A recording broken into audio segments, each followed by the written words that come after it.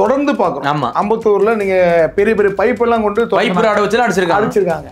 அதே போல திருப்பூர்ல தமிழர்களுக்கு வேலை கொடுக்கக்கூடாதுன்னு சொல்லிட்டு இவங்க ஸ்ட்ரைக் பண்றாங்க.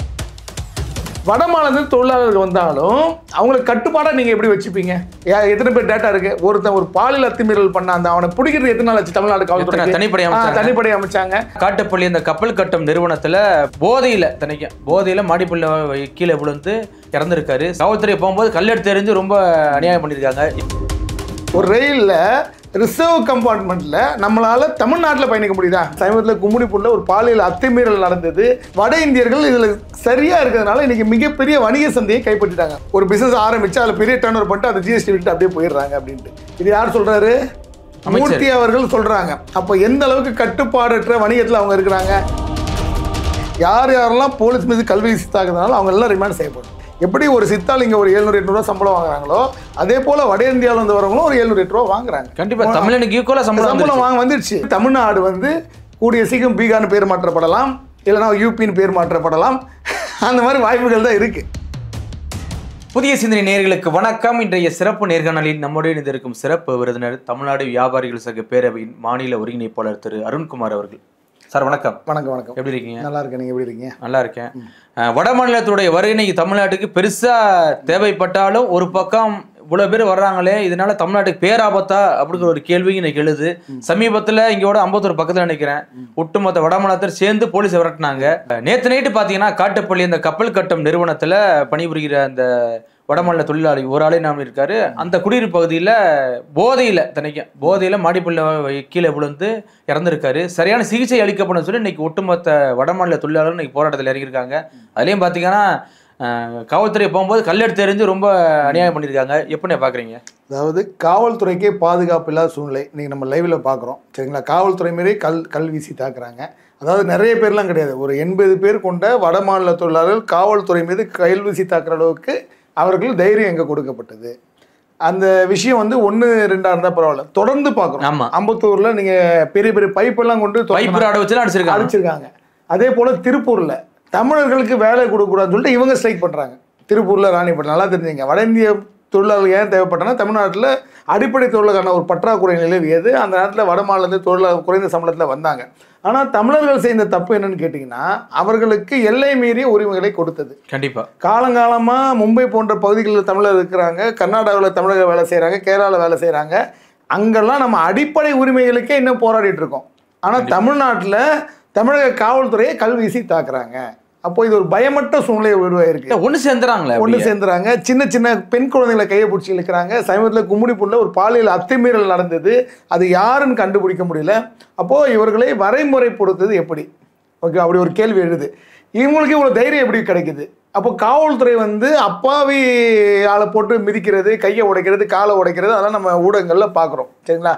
அப்போ இவர்களை கட்டுப்படுத்தும் போது மட்டும் ஏன் இந்த பயம் வருது? இந்த சம்பவம் முதல் முறைன்னா பரவாயில்ல, அம்பத்தூர்ல அவ்வளோ பெரிய சம்பவம் நடந்தது. அதுக்கப்புறம் ஏன் போக முடியும்? ஏதோ ரிசர்வ்டு ஏரியா மாதிரி ஆயிருக்கு. அதாவது ஒரு வேலை செய்கிற இடத்துல, அதுவும் இந்த மாதிரி கப்பல் தட்ட இடத்துல வந்து இது போல விபத்துகள் நடக்கிறது வந்து சாதாரணம் தான். ஏதாவது ஒரு இடத்துல இப்படி நடக்கும். அதுவும் அவன் குடிபோதையில் விழுந்திருக்கான். சரிங்களா? அதுக்கு நிவாரணம் கொடுக்க வேண்டியது கம்பெனியோட பணி. நீ நிவாரணம் கொடுக்க மாட்டேன்னு போராடுறது, போராட்டம் சமாதானப்படுத்த வேண்டிய காவல்துறை கலர் வீசி அடிக்கிறதுனா இன்னும் 10 வருஷம் கழிச்சு நம்ம நிலைமை என்ன? தமிழர்களே தமிழ்நாட்டை விட்டு வெளியேறுங்க அப்படின்னு சொல்கிற நிலைமைக்கு தான் அவங்க கொண்டு போய் விட போகிறாங்க. அதுக்கு ரொம்ப முக்கியமான காரணம் என்ன? தமிழ்நாட்டில் இருக்க இளைஞர்கள் ஏன் வேலைக்கு வர மாட்டேன்றாங்க? அத்தனை பேர் குடிக்க போயிடுறான். உண்மை தானே? இப்போ நம்ம அடிப்படை விஷயம்னா அடுத்த கேள்வி என்ன, இவங்க என்ன பண்ணுவாங்கன்னா, அப்போ இவங்க வேலைக்கு நாங்கள் சேர்க்கல, எங்களுக்கு வேலைக்கு யார் வருவா? நீங்கள் ஊராக ஃபேக்ட்ரி திறக்கிறீங்க, முதலீடுகள் இருக்க ஜெர்மனி போகிறாரு, சிங்கப்பூர் போகிறாரு, ஃபேக்ட்ரிலாம் கொண்டு வந்து அங்கே வேலை செய்கிறது யார் அப்படின்ற ஒரு கேள்விகளும். ஒன்று, நம்மளோட இளைஞர்கள் வந்து போதையிலேருந்து ஃபஸ்ட்டு திருத்தணும். அது ஒன்று, அது கோயின் ஷாப்பை குறைங்க. வட மாநில தொழிலாளர்கள் வந்தாலும் அவங்களுக்கு கட்டுப்பாடாக நீங்கள் எப்படி வச்சுப்பீங்க? எத்தனை பேர் டேட்டா இருக்குது? ஒருத்தன் ஒரு பாலியல் அத்துமீறல் பண்ண அந்த அவனை பிடிக்கிறது எத்தனை நாள் ஆச்சு? தமிழ்நாடு காவல்துறை தனிப்படை அமைச்சாங்க. ஸ்காட்லாந்துக்கு இணையான தமிழ்நாடு போலீஸ்ன்றாங்க. அவனை பிடிக்கிறதுக்கே நமக்கு 3 நாள் ஆச்சு. அவன் எங்கே வேலை செய்கிறான்னு தெரியுறதுக்கு. கடைசி அவனாக தான் வந்து மாட்டினான். அப்போ அவங்களான டேட்டா பேஸே நம்ம கிட்ட கிடையாதுல்ல. இப்போ இந்த கலவரத்துக்கு தூண்டினது யார்? உடனே வந்து எல்லாருமே வேறு மாநிலத்தை போய் வேலை செய்கிற ஒருத்தனுக்கு இவ்வளோ தைரியம் வந்துடாது. உடனே கழுத்துக்கு அடிச்சிட மாட்டாங்க. அப்போ அந்த தைரியத்தை அவர்களுக்கு யார் கொடுக்குறது? நீங்கள் என்ன வேணா பண்ணுங்க, நான் பார்த்துக்கிறேன் யாராவது சொல்லும் போது அந்த தைரியம் வரும். உண்மை தானே? போலீஸ்னாலே ஒரு வெகுஜனத்துக்கு ஒரு பயம் இருக்கும். எதை போலீஸ் கேஸ் ஒரு கேஸ்லாம் நம்ம போய் மாட்டிக்கிட்டோம்னா அதுலேருந்து வெளியில் வரதுல ரொம்ப கஷ்டமாக இருக்கும். அந்த அலைச்சல், அங்கே காவல்துறைக்கு போகிறது, ரிமாண்ட் ஆகிறது, அந்த மாதிரி பிரச்சனைகள்லாம். அப்போ இவர்களுக்கு அந்த தைரியத்தை கொடுக்குறது யார்? சரிங்களா? நம்ம அடிப்படை நம்மளோட லேபர்ஸ் ஒரு சாதாரண இப்போ நம்ம இந்த நோக்கியாவில் போராட்டம் நடந்தது உங்கள் எல்லாருக்குமே தெரியும். எத்தனை நாள் நடக்குது. இங்கே இருங்காட்டுக்கோட்டையில் கூட இப்போ இன்னொரு போராட்டம் நடந்தது. நம்முடைய போராட்டங்கள் ஏதாவது போலீஸுக்கு கல்வீச்சு நடந்திருக்கா? மிகப்பெரிய போராட்டங்கள் ஃபோர்ட் நிறுவனம் முழும்போது போராட்டம் நடந்தது. நிறைய தொழிற்சாலைகள் தமிழர்களும் போராடுறாங்க. நம்மளுடைய போராட்டம் எந்த வகையில் இருக்குது, அவர்களுடைய போராட்டம் எப்படி இருக்குது? இவர்களை காவல்துறை அடக்குமுறையில் அடக்குறாங்க, போராட விட மாட்டேன்றாங்க, அங்கங்கே குண்டு கட்ட தூக்கிட்டு போகிறாங்க, ரைட்டுங்களா? வேணாம் அடக்குறாங்க. ஆனால் வட இந்தியர்கள் போராட்டம் போலீஸ் அதே போலீஸ் மேலே கல்வீசி அடிக்கிறான். அப்போ காவல்துறை பாரபட்சம் கட்டுதா அப்படின்ற ஒரு விஷயம் இருக்குது, ரைட்டுங்களா?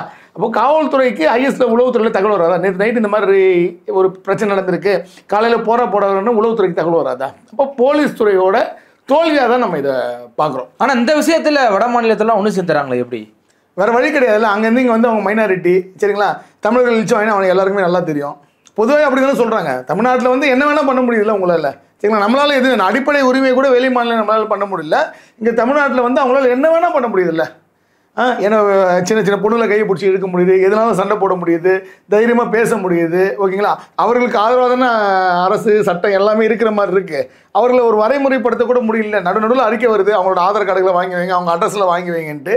ஆனால் நம்ம தமிழ்நாட்டு சின்ன முதலாளிகள்லாம் வேலைக்கு ஆள் கிடச்சா போதும், அங்கே ஊரில் திருட்டு கேஸ் எது பண்ணாலும் பரவாயில்ல அப்படின்ற மாதிரி இருக்குது. இன்றைக்கும் எத்தனையோ ஸ்னெயின் ஸ்நாச்சிங்லாம் வட இந்தியர்கள்லாம் பண்ணுறாங்கன்னு வருது. இங்கே செயின் எடுத்துகிட்டு அங்கே போயிடுறான். வட இந்தியாவில் தொழிலாளர் பொருள் தமிழ்நாட்டுக்குள்ளே வர்றாங்க, எவ்வளோ சட்டம் ஒழுங்கு பிரச்சனை ஏற்படுத்துகிறாங்க, எவ்வளோ குற்றச்செயலில் ஈடுபடுத்துகிறாங்க. அதோட உச்சகட்டம் தான் காவல்துறையால் கூட எங்களை ஒன்றும் பண்ண முடியாது அப்படின்ற இந்த ஒரு விஷயம், சரிங்களா? அப்போ காவல்துறை அவர்களை வந்து இரும்பு கரம் கொண்டு அடக்கணும். இந்த கலவரத்துக்கு யார் யார் காரணமோ அவங்கள தைரிய ஆட்சியும் பார்க்காம அவங்கள ரிமாண்ட் பண்ணணும். கரெக்டாக வழக்கு பதிவு பண்ணி அவங்களை தூக்கி உள்ளே வைங்க, கரெக்டாக சட்ட ரீதியான நடவடிக்கை எடுங்க. இதுக்கப்புறம் இந்த பிரச்சனை வருதா இல்லையான்னு பாருங்கள், சரியா? இல்லை இது தவிர்க்க முடியுமா? ஏன்னா இப்போ எங்கே இப்போ பெருகிட்டாங்க. இப்போ நீங்கள் ஐஸ் விற்கிற கம்பெனிலேருந்து கிட்டத்தட்ட ஐடி கம்பெனி வரைக்கும் நீங்கள் ஒட்டு மொத்தமாக வட மாநிலத்தில் எல்லாம் உள்ளே வந்துச்சு. ஆதிக்கம் இன்னைக்கு ஏறக்குறைய ஒரு 1.5 கோடி பேர் அவங்க இருக்காங்கன்றாங்க. வாக்காளர்களுமே ஒரு 40-50 லட்சம் வாக்காளர்கள் அவங்க வாக்காளர் பட்டியலில் சேர்த்துட்டாங்க அப்படின்றாங்க. அதெல்லாம் மாற்று கருத்து கிடையாது. அந்த அளவுக்கு அவங்க வந்தாலும் அவர்களே ஒரு கட்டுப்பாட்டுக்குள்ளே வைக்கணும்னு நினைக்கிறோம். இப்போ நம்ம வந்து துபாய் போன்ற கண்ட்ரியில் போய் வேலை செய்கிறோம், சரிங்களா? நமக்கு ஒரு அடக்குமுறை வருது. அமெரிக்காவில் வேலை செய்கிறோம், சரி, அதெல்லாம் விடுங்களேன். இந்தியாவிலேயே இங்கே இருக்க கேரளா எல்லா ஊர்லேயுமே நம்ம இருக்கோம். எப்படி அந்த அரசாங்கம் நம்மளே கட்டுப்பாட்டில் வச்சுருக்கு. அவர்கள் மண்ணில் இருக்கவங்களுக்கு முதல் உரிமை கொடுக்குறாங்க, அதனால் உண்மை. இப்போ கேரளா அரசாங்கம் கேரளாவில் பிறந்து வளர்ந்த மக்களுக்கு முன்னுரிமை கொடுக்குறாங்க. ஒரே நாடு ஒரே ரேஷனு எல்லா விஷயமும் இம்ப்ளிமெண்ட் பண்ணாலும் அந்தந்த மண்ணின் மனிதர்களுக்கு அங்கங்கே உரிமைகள் கொடுக்கப்படுது.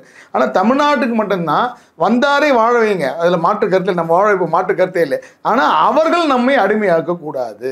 இப்போ மக்கள்கிட்ட என்ன, நம்மள்கிட்ட என்ன ஒரு பயம் வந்துச்சுன்னா, ஒரு 10 வட இந்தியர்கள் இருந்தால் நமக்கு எதுக்கு பிரச்சனை அப்படின்னு ஒதுங்கும் போன்ற, அவன் தப்பு பண்ணாலும் அவன் தப்பை தட்டி கேட்காம ஒதுங்கி போகிற சூழ்நிலை வந்து நம்ம தொடர்ந்து பார்க்குறோம். இப்போ இதோட மோசமான விஷயம்னா நாம் இங்கேருந்து வெளியேற்றப்படுவோம். அதுதான் நடக்கும். வந்துட்டே இருப்பாங்க. ஒரு நாள் வடகிலேருந்து வர ட்ரெயினில் எத்தனை பேர் வந்து இறங்குறான்னு பாருங்கள். ஒரு ரயிலில் சுதந்திரமாக நம்மளால் பயணிக்க முடியுதா? எத்தனையோ காமெடி காட்சிகள் யூடியூப்பில் பார்த்துறோம். ஒரு ரயிலில் ரிசர்வ் கம்பார்ட்மெண்ட்டில் நம்மளால் தமிழ்நாட்டில் பயணிக்க முடியுதா? முதல்ல வட இந்தியாவில் போனால் தான் பிரச்சனை வருவாங்க. இன்றைக்கி தமிழ்நாட்டிலே நம்மளால் சீட்டில் உட்கார முடியுதா? அப்போ அவங்களை யார் கட்டுப்படுத்துறது? இது தெரியாமல் பண்ணுறதில்ல, தெரிஞ்சே பண்ணுறது. நான் இப்படி தான் பண்ணுவேன், உன்னால் என்ன பண்ண முடியும் பண்ணுறது. அப்போ காவல்துறை தான் 4 பேர் உடனே சிறை தண்டனை வாங்கி கொடுங்க, இந்த மாதிரி பெரிய அத்துமீறலில் போனாலும் என்கவுண்டர் பண்ணுங்கள், ஆட்டோமேட்டிக்காக அடங்கி போயிடுவாங்க. உண்மை அதுதானே? அப்போ காவல்துறை தான் இவர்களை கட்டுப்படுத்தணும். உங்களுக்கு வந்து நம்ம மனித உரிமை மீற சொல்லலை, சரிங்களா? ஆனால் கலவரம் ஏற்படுத்துகிற நோக்கிலையோ, அமைதிக்கு குந்தகம் விளைவிக்கிற நோக்கிலையோ, எங்கள் ஊர் பொண்ணுங்களை பாலியல் அத்துமீறல் பண்ணுற நோக்கிலையோ இவங்கெல்லாம் வந்தாங்கன்னா அவங்கள என்கவுண்டர் பண்ணுங்கள். அன்றைக்கி அந்த கும்பிடி பிரச்சனைக்கு அவனை என்கவுண்டர் பண்ணி இன்னொருத்தர் அவனுக்கு கை வைக்கிறது மனசு வருமா? உண்மை அதுதானே? அப்போ இது போன்ற மோசமான விஷயம் கட்டுப்படுத்தினா போலீஸ் வந்து சர்வாதிகாரமாக நடந்துக்கணும். இல்லைன்னா குற்றம் அதிகமான மாநிலங்களில் தமிழ்நாடு கண்டிப்பாக இடம் பிடிக்கும். இப்போ நீங்கள் வியாபாரிகள் சங்க பேரவை ஒருங்கிணைப்பாளராக இருக்கீங்க. வட மாநிலத்தில் பல பேர் இப்போ இன்னைக்கு வந்து மளிகை கடை எல்லாம் வைக்க ஆரம்பிச்சிட்டாங்க. அது நம்மளே கடை கொடுத்துட்றாங்களா? எப்படி சார்? கடை கொடுத்துட்றாங்க. இன்னொன்று வந்து கடை வைப்பது கௌரவம் இல்லாத தொழில் அப்படின்ற விஷயம் வந்து மக்கள் மனசில் பதிய வைக்கப்பட்டு விட்டது. அதாவது ஐடி நிறுவனம் வேலை செய்கிறது தான் வேலை, மற்றெல்லாம் கௌரவம் இல்லாத வேலைன்றதுனால பரம்பரையாக தொழில் பண்ணுறவங்களே தொழிலை விட்டு வெளில வந்துட்டாங்க. இதில் கூட வட இந்தியர்கள் சரியாக இருப்பாங்க. இங்கே இருக்க ஜெயின் சமூகம் பார்த்தீங்கன்னா பசங்க படிச்சதை கூட அவங்க தொழிலை தான் பார்ப்பாங்க. ஆமாம், சரியா?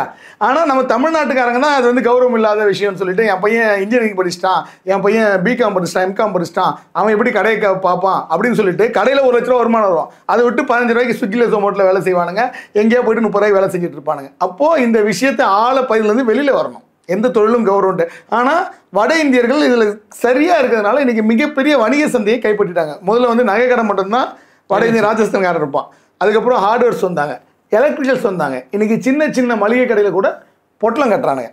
சரிங்களா? அந்த அளவுக்கு அவங்களோட ஆதிக்கம் வந்து இங்கே வந்திருக்கு.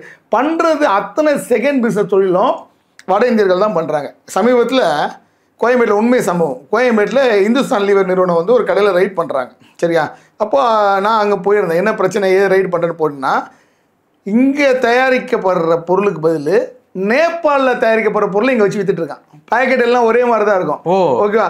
அதில் அந்த மேட் இன் இந்தியான்றதுல மேட் இன் நேபாள் இருக்கும். இது போன்ற தொழில்களை செய்வது இங்கே இருக்க வட இந்தியர்கள். எப்படி தைரியம் வருது? எப்படி பண்றாங்க? இப்போ நம்மை போன்றவர்களுக்கு அது புதுசா இருக்கு. என்னடா இவனுங்க அப்படின்ட்டா, அப்போ குறுகிய காலத்துல வட இந்தியில பாத்தீங்கன்னா ஒரு கடை வைப்பான், அடுத்து அந்த கடையை சொந்தமாக்குவான். எப்படின்னு பார்த்தா இது போன்ற தொழில பண்றாங்க. அப்போ இதை யார் கட்டுப்படுத்துறது? தெரியாமையா இருக்கு. இவ்வளவு பெரிய பிசினஸ் தெரியாமையா இருக்கு. காவல்துறைக்கு தெரியாம இருக்குமா, மற்றவங்களுக்கு தெரியாம இருக்குமா? அப்போ அவர்கள் ஏன் இரும்பு கரம் கொண்டு அடக்க மாட்டேன்றாங்க? எனக்கு நீங்க நல்லா தெரிஞ்சுங்க, வட இந்தியர்கள் மிகப்பெரிய அளவு தொழிலை வியாபத்திருக்காங்க. அவர்களுக்கு ரைடு கிடையாது, எதுவும் பண்ண மாட்டாங்க. பத்திரத்துறை அமைச்சர் மூர்த்தி ஒரு மீட்டிங்கில் சொல்கிறாரு, வட இந்திய மார்வாடிகள் பல ஜிஎஸ்டி நம்பர் எடுக்கிறாங்க, ஒரு பிஸ்னஸ் ஆரம்பித்து அதில் பெரிய டர்ன் ஓவர் பண்ணிட்டு அதை ஜிஎஸ்டி விட்டு அப்படியே போயிடுறாங்க அப்படின்ட்டு. இது யார் சொல்கிறாரு? மூர்த்தி அவர்கள் சொல்கிறாங்க. அப்போ எந்த அளவுக்கு கட்டுப்பாடற்ற வணிகத்தில் அவங்க இருக்கிறாங்க. இவனுக்கு என்னென்னா, நம்ம அரசாங்க அதிகாரம் நம்ம வியாபாரியை போட்டு நீ பிளாஸ்டிக் கவர் வச்சுருந்த, ஆன்ஸ் பாக்கெட்டை விற்றுட்ட அப்படின்ட்டு ஒருத்தனே தொழில் செய்ய விடுறதில்லை. ஆனால் இது போன்ற திருத்தனை பெரிய அளவு ஹோல்சேல் கேரி பேக் யார் பண்ணுறா? பிளாஸ்டிக் யார் வச்சிருக்கா? பெரிய அளவில் ஆன்சை யார் இது பண்ணுறா? இல்லை, ஆன்சை பையன் தமிழ்நாட்டுக்கு நான் தயாரிக்கிறான். இல்லை, இந்த பிஸ்னஸ்ல யார் பண்ணுறா? ஹோல்சேல் பண்ணி பார்த்தீங்கன்னா எல்லாம் வட இந்தியிட்ட தான் இருக்கும். சரிங்களா? அங்கே போய் ஒரு நாள் இவங்க பிடிக்க மாட்டாங்க. புரியுதுங்களா? அவங்களாம் இரும்பு கரம் கொண்டு அடக்க மாட்டாங்க. சின்ன தொழில் பண்ணுறவனா அடுத்தவனை இந்த மாதிரி பண்ணி அவனை வெளியேற்றுறது. சரிங்களா? அப்போ அந்த இடத்துக்கு அவனை சார்ந்த ஒருத்தன் வந்துடுவான். அவனுக்கு மிக தெளிவாக தொழில் வணிகம் செய்து வணிக சந்தையை கைப்பற்றுறாங்க. இப்போ தமிழ்நாடு கூடிய சீக்கிரமாக நம்ம தான் மைனாரிட்டி ஆகும். தொழிலில் இருக்க மாட்டோம், எதுலேயும் இருக்க மாட்டோம். நான் எந்த வேலையும், நம்ம ஆளுங்க எந்த வேலையும் செய்ய மாட்டேன்னுவான். கடை நிலையில் இருக்கவன் குடிச்சிட்டு ரோட்டில் படுத்துப்பான். சரிங்களா? மீதிலாம் ஒயிட் கலர் ஜாப் பண்ணுவான், மளிகை கடை வச்சு தான் பொண்ணு கொடுக்க மாட்டேன்னுவான். இந்த மாதிரி போலீஸ் செயற்கை உருவாக்கி நம்மளை தொலைக்க போகிறோம். அது வந்து ஒரு விழிப்புணர்வு வந்தால் மட்டும்தான் நம்ம இங்கே இருக்க முடியும். இல்லைன்னா எல்லா இடத்துலையும் கூலி வேலை தான் செய்ய போவோம். இன்னொரு 20-30 வருஷம் கழிச்சு உனக்கு தொழில் செய்கிறதுக்கு இங்கே எதுவும் இருக்காது. ஓகேங்களா? உன்னால் இங்கே வாழ முடியாது. அவன் 100 பேர் சேர்ந்து வெளில போடணுவான். இது எங்கே ஏரியா? கேட்டட் கம்யூனிட்டி மாதிரி நார்த் இந்தியன்ஸ் இது எங்கே ஏரியா? ஏன் வேலை தமிழர்கள் போக முடியாது. நம்மளால ஒரு சின்ன கடை வைக்க முடியாது. தமிழர்களுக்கு வேலை கொடுக்கூடாது. இப்போ இதே இடத்துல போராட்டம் நடந்தது, ஊடகங்களில் பெரிய அளவில் வந்தது. இப்பயே எப்படின்னா 30 வருஷம் கழிச்சு எப்படி? அப்போ நீங்கள் உங்களுக்கான உரிமைகளை தக்க வைக்கணும். யாராவது தப்பு பண்ணால் அதை தட்டி கேட்கணும். வியாபாரம் செய்கிறோம், அடுத்த ஜென்ரேஷன் படிச்சுட்டு வியாபாரம் பண்ணி, ஏன் நான் வட இந்தியர்கள் பண்ணியா? அதில் என்ன கௌரவ குறைச்சலாகி போகுது? எங்கேயோ போய் எவனுக்கு வேலை செய்கிறதுக்கு நீங்கள் தொழில் செய்யுங்க. அந்த தொழிலுக்கு அரசு ஊக்கப்படுத்தணும். அப்படி பண்ணலன்னா இது வந்து தமிழ்நாடு வந்து கூடிய சீக்கிரம் பீகார்னு பேர் மாற்றப்படலாம், இல்லைனா யூபின்னு பேர் மாற்றப்படலாம். அந்த மாதிரி வாய்ப்புகள் தான் இருக்கு. எந்த ஒரு மக்கள் மெஜாரிட்டியா இருக்கலாம், அந்த மெஜாரிட்டி வாய்ப்பு இருக்கு. இப்போ மோஸ்ட்லி பார்த்தீங்கன்னா யூபி, மத்திய பிரதேசம், ஒடிசா, பீகார் அங்கே தான் நிறைய பேர் இங்கே வந்திருக்காங்க. பீகார்ல தான் இங்கே நிறைய பேர் வந்திருக்காங்க. சரிங்களா? அப்போ நடந்த கலவரம் கூட பீகார் தொழிலாளர் தான். ஆமாம். அப்போ அவர்கள் வந்து கேட்டால் அவங்க படிப்பு இல்லை, காட்டு மிராண்டிகள், அவங்களை கட்டுப்படுத்துறது கஷ்டம்ன்றாங்க. அப்போ கட்டுப்படுத்துறது கஷ்டம்னா அப்போ இது என்ன பதில்னே தெரியல. அவங்க வந்து கொலை நடந்தா வந்து சாமானிய கொலை நடந்தா எதுவும் கேட்க மாட்டாங்க. வேற ஏதாவது பவர்ஃபுல் செக்டரில் இருக்கவங்க மன்னதான் இங்கே நடக்கும். கொலை நடந்தால் எத்தனை கொலை நடந்து போச்சு வட இந்தியர்களால்? தமிழ்நாட்டில் வட இந்தியர்களால் எத்தனை கொலை நடந்து போச்சு? எந்த நடவடிக்கை எடுத்து மாட்டோம்? எத்தனை ஸ்னேக் ஸ்னாச்சிங் பண்ணியிருக்கானுங்க? எந்த குற்றவாளியை பிடிச்ச வரலாறு உண்டா? அவனுக்கு என்ன தண்டனை கொடுத்துருக்காங்க? ஒன்றுமே தெரியாது. அது ஒரு நியூஸாக அப்படியே போயிடும். இப்படியே போயிடுச்சுன்னா ரொம்ப கஷ்டமாக இருக்கும். இங்கே சர்வே, ஏன்னா அடிப்படையிலே கொஞ்சம் இலகுன மனது கொண்டவங்க தமிழர்கள், நம்மளாம் சர்வே பண்ணுறது ரொம்ப கஷ்டமாக இருக்கும். அப்போ இதை இரும்பு கரம் கொண்டு அடக்கணும். இந்த விஷயத்தை இன்றைக்கி இந்த ஆர்ப்பாட்டத்தோடு விடக்கூடாது. யாரெல்லாம் போலீஸ் மீது கல்வி தாக்குறதுனால அவங்க எல்லாம் ரிமாண்ட் செய்யப்படணும். ரிமாண்ட் செய்யப்பட்டு உரிய தண்டனை வழங்கப்பட்டாதான். ஏன்னா இப்போ முன்ன மாதிரி கிடையாது, எல்லாருக்கும் உரிய சம்பளம் வழங்குறாங்க. ஒரு டைமில் அவங்க கம்மியாக வேலை செஞ்சாங்க, கம்மி சம்பளத்துக்கு அப்படின்னு சொல்லிட்டு இருந்தாங்க. ஆனால் இன்றைக்கி அப்படி கிடையாது. எப்படி ஒரு சித்தால் இங்கே ஒரு 700-800 சம்பளம் வாங்குறாங்களோ, அதே போல் வட இந்தியாவில் வந்து வரவங்களும் ஒரு 700-800 ரூபா வாங்குறாங்க. கண்டிப்பாக தமிழனுக்கு ஈக்குவலாக சம்பளம் வாங்க வந்துடுச்சு. அதனால பழைய கதைலாம் இனிமேல் டிமாண்ட் வைக்கிறான், கூட நான் வர்றேங்கிறான். டீ கடை கூட அப்போது இதை வந்து கட்டுப்படுத்தினா தான். அதே போல் இங்கே அவங்களுக்கு வேலை கொடுக்குறவங்களும் கொஞ்சம் யோசிச்சு பாருங்கள். முடிஞ்சளவு தமிழருக்கு வேலை கொடுக்க பாருங்கள். நீங்களே மனக்கற்பனை பண்ணிக்காதீங்க. அதே போல் தமிழக பெற்றோர்கள் வேண்டுகோள், பசங்க குடிக்கிறானுங்க, சீரழிகிறானுங்க, போதை கஞ்சாக்கு அடிமையாக இருக்கிறானுங்க, அவங்கள வந்து மீட்டு வேலைக்கு அனுப்புங்க. அரசாங்கம் தயவு செஞ்சு மதுலேருந்து வருமானம் எடுக்காமல் மற்ற ஆக்கப்பூர்வமான விஷயத்துலேருந்து வருமானத்தை எடுக்க அரசு முயற்சி பண்ணணும். இந்த மாதிரி சீரியத்தோடு சிந்திச்சா மட்டும்தான் நம்ம இதுலேருந்து நம்மளை காப்பாற்றிக்க முடியும். இல்லை வருங்காலம் மிக சவாலான காலமாக இருக்கும். கண்டிப்பாக சார். பொறுத்து வந்து பார்ப்போம் என்ன நடக்குதுன்னு. மிக்க நன்றி சார். நன்றி.